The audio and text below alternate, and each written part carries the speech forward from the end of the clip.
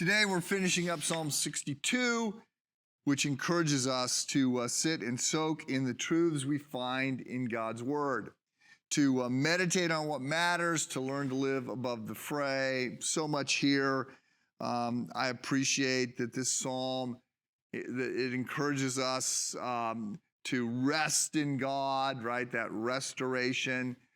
Contentment. It notes that everybody has got problems, right? Even King David has got problems. He recognizes he's from a lofty place, but he's sharing how frustrating and broken his life could be. Sort of reminds us to avoid the cancer of comparison, which we do, which can be so destructive, can lead to pride if we think we're better than others. It can lead to comparison that is just done from a distance and doesn't really understand what's going on. When I do my skeptic study, one of the practices that I try and introduce early on is the practice of gratitude. It's a skill that we can learn. It is a habit we can develop. We learn here that our enemies are just a vapor. They're not going to last. We need that eternal perspective. Let me just note two other things here that are worth calling out. We need to learn to relax when it comes to our rights and our honor. These are fighting words for some. I have gotten in trouble suggesting to people that they need to not be so concerned about their own rights and honor. It's complicated, but I just want to say, look, when we look at the Bible, we don't find Jesus protecting his rights. We don't find Paul protecting his rights. We find them protecting the rights of the poor and the oppressed and the marginalized and the outcast. It's complicated, but we don't find Jesus demanding his rights. We don't find Paul demanding his rights.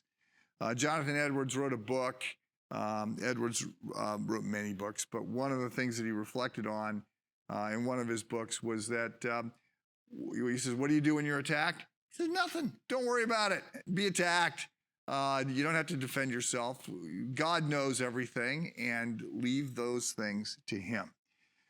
Secondly, I just want to note that the peace that we're after is going to come through Jesus. So we are moving through challenging moment. There's all kinds of facts and statistics I could rehearse to just sort of tap into this idea that this is a particularly perilous moment on the global stage, and nationally we've got all kinds of unrest and discord, and there's a lot of anxiety, especially among the young people.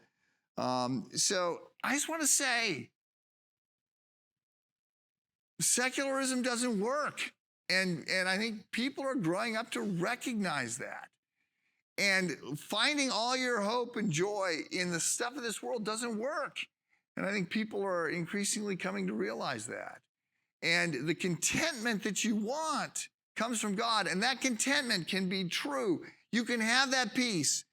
Paul can write about it from a prison cell and say, "I've learned to be content.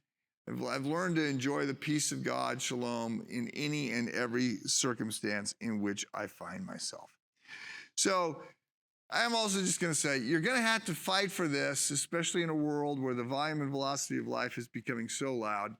I was reading about this guy who was talking about his grandfather, and his grandfather was a Quaker and lived a couple hundred years ago, and would write about his need to center down, was the term that he used. He would row his boat out into the middle of the lake and sit there quietly and sort of allow the noise and the frustrations of life, which if a Quaker 200 years ago had that kind of, had to get someplace quiet, you can imagine what it's like, how much more we need it today.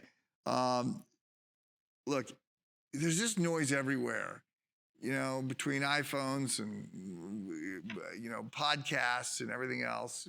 We could just never have any internal quiet. And I want to encourage you to center down, to carry some of silence within you, and to learn to sit before God. He doesn't come always in the wind or in the waves or in the storm, right? We hear the still small voice of God when we allow God to speak to us. So Psalm 62 is a great psalm that speaks about contentment, Hope that you will meditate on this meditation today.